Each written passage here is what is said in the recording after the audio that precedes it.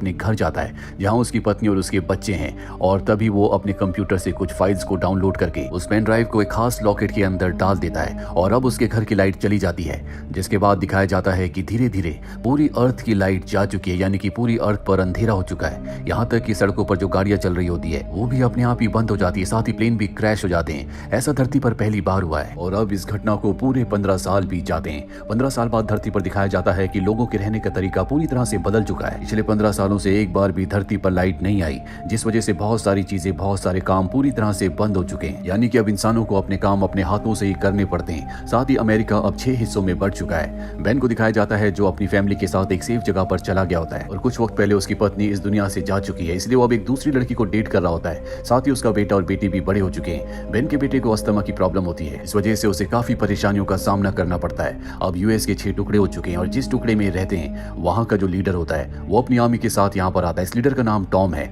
और वो बेन से कहता है कि तुम्हें टैक्स के रूप में अपनी फसलों को देना होगा। बेन जानता है कि फसलों के रूप में जो टैक्स इनसे लिया जा रहा है वो बहुत ज्यादा है। साथ ही उसे आभास हो जाता है कि कुछ न कुछ गलत होने वाला है। इसीलिए कहानी की शुरुआत में जो उसने पेन ड्राइव को लॉकेट के अंदर डाला था वो लॉकेट वो अपने दोस्त को देता है और कहता है कि किसी भी कीमत पर इस लॉकेट को किसी दूसरे इंसान के हाथ मत लगने देना। यहाँ पर जो टॉम होता है, जो इस पूरी मिलिट्री का कैप्टन है, वो कहता है कि तुम्हें मेरे साथ चलना होगा। बेन उसके साथ जा ही रहा होता है कि तभी उसका बेटा वहां पर क्रॉसबो लेकर आ जाता है और कहता है कि तुम मेरे डैड को नहीं ले जा सकते। हालांकि बेन अपने बेटे को समझाने की कोशिश करता है पर तब तक वो एक आदमी को क्रॉसबो से मार देता है, जिसके बाद आपस में इनकी लड़ाई होना शुरू हो जाती है। इस लड़ाई में टॉम के लोग कई लोगों को मार देते हैं। साथ ही वो बेन के बेटे को बंदी बनाकर अपने साथ ले जाते हैं। अब बेन भी बहुत बुरी तरह से जख्मी हो चुका है और जब उसकी बेटी उसके पास आती है वो देखती है कि उसके पिता आखिरी सांसें ले रहे हैं। बेन अपनी बेटी से कहता है कि तुम्हारे अंकल यानी कि मेरे भाई शिकागो में रहते हैं और वही हमारी आखिरी उम्मीद है, वही तुम्हारे भाई को वापस ला सकते हैं क्योंकि तुम्हारे भाई को मिलिथिया के यानी कि टॉम और उसके लोग अपने साथ बंदी बनाकर ले गए हैं। इसके बाद बेन की मृत्यु हो जाती है और अब बेन की बेटी अकेले शिकागो की तरफ निकलने का फैसला करती है, लेकिन उसके 2 साथी जिनका नाम मैगी और आरोन होता है वो भी उसके साथ आ जाते हैं और अभी तीनों के तीनों पूरा दिन सफर करने के बाद एक जगह पर रात गुजारते हैं। और अगली सुबह बेन की बेटी जिसका नाम चार्ली है जब वो उठती है तो पानी लेने के लिए जाती है और नदी के किनारे उसे एक लड़का दिखता है जिसका नाम नेट है। अब क्योंकि लोग एक दूसरे से डरते हैं इसीलिए नेट को देखकर डर जाती है, पर नेट उसे कुछ भी नहीं कहता और अब वो अपने दोनों साथियों के साथ यहाँ से भी आगे बढ़ती है। बहुत लंबा सफर करने के बाद इन्हें एक टूटा फूटा प्लेन दिखता है। ये तय करते हैं कि आज रात ये इसी प्लेन के अंदर गुजारेंगे, लेकिन जब ये प्लेन के अंदर जाते हैं तो वहाँ पर 3 लुटेरे होते हैं जो इन्हें पकड़ लेते हैं और इसके बाद एक लुटेरा चार्ली को अपने साथ ले जाता है, जबकि चार्ली के दोनों दोस्त अब भी दूसरे लुटेरों के पास होते हैं पर बड़ी चालाकी से उन दोनों का खात्मा कर देते हैं। वहीं बाहर उस लुटेरे को दिखाया जाता है जिसके पास चार्ली है, लेकिन इससे पहले कि वो चार्ली को नुकसान पहुंचाता वहां पर नेट आकर उस लुटेरे को मार देता है, जिसके बाद नेट बताता है कि वो भी शिकागो जा रहा है और अब चारों के चारों अपना आगे का सफर तय करते हैं। वहीं दूसरी तरफ हमें बेन की बेटी डैनी को दिखाया जाता है जिसे टॉम और उसके साथी अपने साथ बंदी बनाकर ले गए थे। जब सबके सब सो रहे होते हैं तो बड़ी चालाकी से डैनी अपनी हथकड़ियां खोलकर वहां से भाग जाता है, पर उसे अस्थमा की प्रॉब्लम है, इसीलिए भागने की वजह से उसे अस्थमा अटैक आता है, जिस वजह से वो घर के आगे बेहोश हो जाता है। जब उसे होश आता है तो देखता है कि उसके हाथ बंधे हुए हैं। उसके सामने एक लेडी है जो अपना नाम उसे ग्रेस बताती है, उसके पास गन होती है और वो डैनी से पूछती है कि तुम यहाँ पर क्या कर रहे हो। डैनी बताता है कि कुछ लोगों ने मुझे पकड़ लिया था, मैं अपनी जान बचाकर भाग रहा था लेकिन अस्थमा अटैक की वजह से मैं बेहोश हो गया। ये सुनने के बाद वो लेडी यानी कि ग्रेस उसे एक अस्थमा का पंप देती है और बताती है कि ये मेरे बेटे का था जो अब इस दुनिया में नहीं रहा। वहीं चार्ली को दिखाया जाता है जो अपने तीनों साथियों के साथ शिकागो के एक बार में जाती है। दरअसल उसके पिता ने उसे ये एड्रेस बताया था। यहाँ पर जो बार टेंडर होता है वो उससे माइल्स के बारे में पूछती है। वो कहता है मैं किसी माइल्स को नहीं जानता, पर जब वो अपने पिता का नाम उसे बताती है तो कहता है कि मैं ही माइल्स हूँ और अब वो उसे एक सेपरेट कमरे में ले जाता है जहाँ पर चार्ली अपने अंकल माइल्स से पूछती है कि वो लोग हमारे परिवार के पीछे क्यों पड़े हुए हैं। माइल्स बताता है कि आज से 15 साल पहले जो ब्लैकआउट हुआ था जिसके बाद कभी बिजली नहीं आई, हो ना हो तुम्हारे पिता बहन उसके बारे में कुछ न कुछ जानते थे और मोनरो रिपब्लिक का जो बॉस है वो एक डिक्टेटर हुआ करता था जो आज से 15 साल पहले पूरी दुनिया पर अपना कब्जा करना चाहता था, जिसके लिए उससे दुनिया के हर एक प्लेन, हर एक न्यूक्लियर बॉम्ब पर अपना कब्जा चाहिए था और शायद हो सकता है कि उसी की वजह से ब्लैकआउट हुआ और तुम्हारे पिता कुछ न कुछ जानते थे, इसीलिए वो तुम्हारे पिता और तुम्हारे परिवार के पीछे पड़े हुए हैं। अली चाहती है कि उसके अंकल माइल्स उसका साथ दे लेकिन वो साफ साफ मना कर देते हैं। चार्ली गुस्से में यहाँ से जाने लगती है, तभी उसका साथी नेट उसके अंकल से लड़ने के लिए जाता है, पर नेट उसका हाथ पकड़कर उसके हाथ में एक टैटू दिखाता है जो उसी ग्रुप यानी कि मोनरो ग्रुप का होता है, यानी कि वो भी मोनरो ग्रुप का हिस्सा है। दरअसल नेट का पूरा सच सामने आ चुका है, जानबूझकर इनके ग्रुप में शामिल हुआ था ताकि वो माइल्स की लोकेशन का पता लगा सके। मोनरो ग्रुप किसी भी कीमत पर माइल्स को हासिल करना चाहता है और अब जब नेट की पूरी सच्चाई सामने आ चुकी है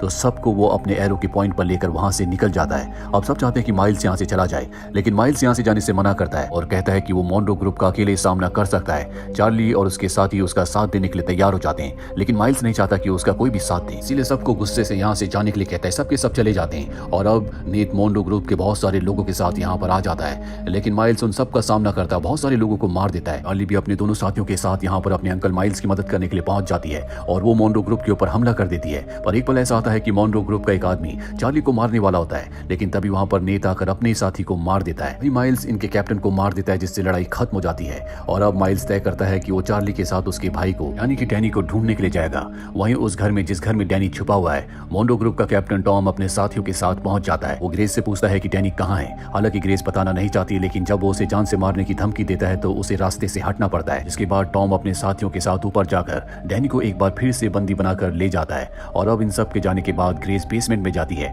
उसके पास एक लॉकेट होता है जिसका बटन दबाते ही यहाँ पर लाइट जल जाती है। ये लॉकेट हुबहू उसी लॉकेट की तरह होता है जो चार्ली के पिता बेन ने अपने दोस्त को दिया था, जो कि इस वक्त चार्ली के साथ है। और अब इस लॉकेट को वो अपने कंप्यूटर सिस्टम से अटैच करके किसी से चैट करती है। इससे वो चैट कर रही होती है, उसे खुशी होती है कि टॉम और उसके लोगों को इनके बारे में कुछ भी पता नहीं चला।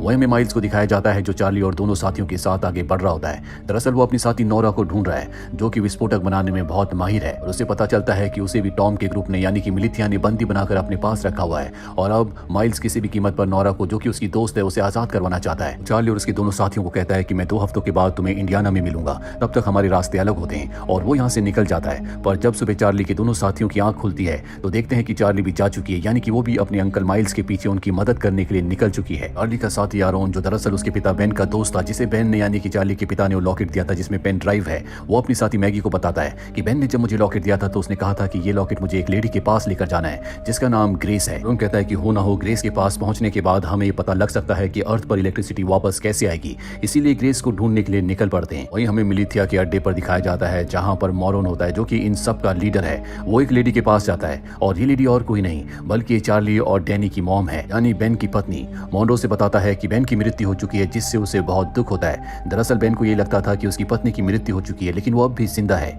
वहीं चार्ली को दिखाया जाता है जो अपने अंकल का यानी कि माइल्स का पीछा करते हुए उस तक पहुंच जाती है और कहती है कि मैं भी तुम्हारे साथ आऊंगी। हालांकि माइल्स उसे अपने साथ नहीं ले जाना चाहता, लेकिन वो कहती है कि मेरे भाई को अस्थमा का अटैक आता है, उसे मेरी जरूरत है। माइल्स उसे अपने साथ आगे लेकर जाता है, जहां पर देखते हैं कि बहुत सारे लोग एक हेलीकॉप्टर को खींच रहे होते हैं, जिससे इन्हें पता चल जाता है कि मिलिथिया ग्रुप के लोगों को यानी कि मोनरो, जो कि उनका लीडर है, उसे अब भी यकीन है कि इलेक्ट्रिसिटी वापस आएगी और उस दिन के लिए वो सारी इलेक्ट्रॉनिक्स की चीजों को, हथियारों को इकट्ठा कर रहा है। माइल्स यहाँ पर देखता है कि नोरा भी इन्हीं में से एक है जिसे छुड़ाने के लिए यहाँ पर आया है, लेकिन यहाँ पर बहुत सिक्योरिटी होती है, गार्ड्स के पास बहुत ही खतरनाक हथियार होते हैं। इसीलिए रात को जब सब के सब सो रहे होते हैं तो वो अपनी नीस चार्ली के साथ प्लान बनाता है। चार्ली गार्ड्स को डिस्ट्रैक्ट करती है और माइल्स बड़ी चालाकी से नोरा को छुड़ा कर ले जाता है, लेकिन इस बात से नोरा खुश नहीं होती। दरअसल जानबूझकर वो बंदी बनी थी, उसे तो उन गार्ड्स की गन चाहिए थी जो कि बहुत ही खतरनाक है। ये वो वक्त होता है जब आम इंसान गन्स नहीं रख सकते। माइल्स नोरा से कहता है कि मैं किसी भी कीमत पर डैनी को बचाना चाहता हूँ, जो कि मेरे भाई का बेटा है, और इसके लिए मुझे तुम्हारी मदद की जरूरत है।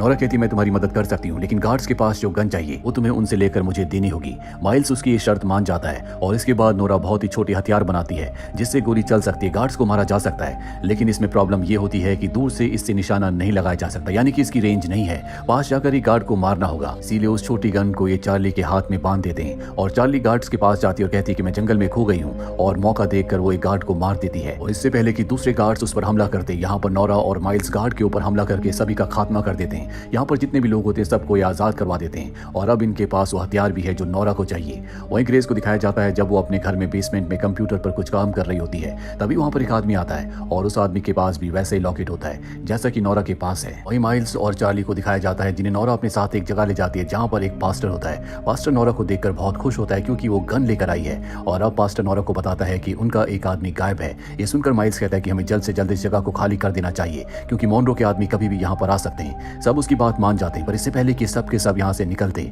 मोनरो का कैप्टन एडम अपनी पूरी टीम के साथ यहाँ पर पहुंच जाता है जो बाहर से इन्हें घेर लेते हैं। माइल्स अपने स्नाइपर को ऊपर भेजता है क्योंकि मोनरो के कैप्टन एडम के कई लोगों को निशाना बनाता है, वो उन्हें बाहर ही रोकता है। वहीं अंदर दिखाया जाता है कि सब के सब दीवार से सुरंग बनाकर यहाँ से निकलना चाहते हैं। ऊपर की दीवार ढह जाती है जिससे इनका प्लान फेल हो जाता है। साथ ही ऊपर जो इनका स्नाइपर होता है उसकी भी मृत्यु हो जाती है। कैप्टन एडम अपने आदमियों के साथ अंदर आ जाता है, लेकिन माइल्स बहुत अच्छा फाइटर है इसलिए बहुत सारे लोगों को मार देता है और साथ ही कैप्टन एडम को तलवार की नोक पर बंदी बनाकर दूसरे कमरे में ले जाता है। यहाँ पर कैप्टन एडम माइल्स को पहले से जानता है क्योंकि आज से 15 साल पहले जब पहली बार ब्लैकआउट हुआ था तो माइल्स अपने भाई को ढूंढने के लिए शिकागो आया था। उस वक्त माइल्स के साथ उसका सबसे अच्छा दोस्त भी था और वो और कोई नहीं बल्कि मोनरो है जो कि मिलिथिया ग्रुप का लीडर है। और जब ये दोनों के दोनों बेन को ढूंढ रहे थे तभी इन्होंने देखा था कि 2 लोग एक आदमी को मार रहे हैं। इसके बाद माइल्स ने उस आदमी को बचाया था और वो आदमी और कोई नहीं बल्कि कैप्टन एडम था। इसीलिए कैप्टन एडम के दिल में माइल्स के लिए इज्जत होती है। चार्ली यहाँ पर कैप्टन एडम से पूछती है कि तुम माइल्स को पहले से कैसे जानते हो। बताता है कि मोनरो का सबसे खास आदमी कभी माइल्स ही हुआ करता था, उसी ने उसके के सभी लोगों को ट्रेनिंग दी है